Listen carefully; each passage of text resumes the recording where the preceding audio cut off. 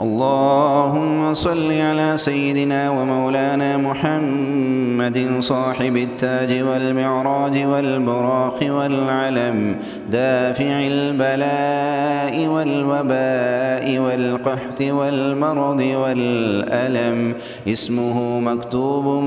مرفوع مشفوع منقوش في اللوح والقلم، سيد العرب والعجم، جسمه مقدس معطر مطهر منور في البيت والحرم، شمس الضحى بدر الدجى صدر العلا نور الهدى، كهف الورى مصباح الظلم، جميل الشيم شفيع الأمم، صاحب الجود والكرم، والله عاصمه وجبريل خادمه، والبراق مركبه والمعراج سفره، وسدرة المنتهى مقامه، وقاب قوسين مطلوبه، والمطلوب مقصوده، والمقصود موجوده، سيد المرسلين خاتم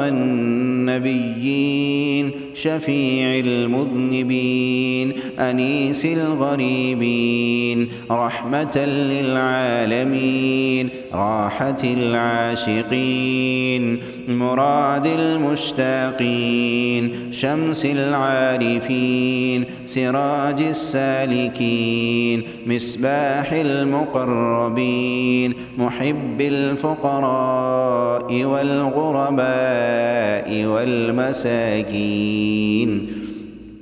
سيد الثقلين، نبي الحرمين، إمام القبلتين، وسيلتنا في الدارين، صاحب قاب قوسين، محبوب رب المشرقين والمغربين، جد الحسن والحسين، مولانا ومولى الثقلين، أبي القاسم محمد بن عبد الله، صاحب نور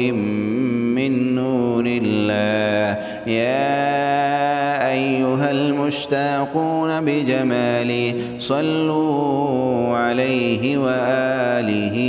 وأصحابه وسلموا تسلیما۔ अपने तमाम परेशानियों मुश्किलात बीमारियों को सामने रख कर तवज्जो से सुनिए, इस तवज्जो से कि आपकी तमाम परेशानियां बीमारियां इसके सुनने से दूर हो रही है। बड़े बड़े लोगों की मुश्किलात इसकी सुनने से हल हुए हैं, आपकी भी इंशाअल्लाह बहुत जल्दी हो जाएंगे। जल्दी ना कीजिए, रोज़ाना दिन में 2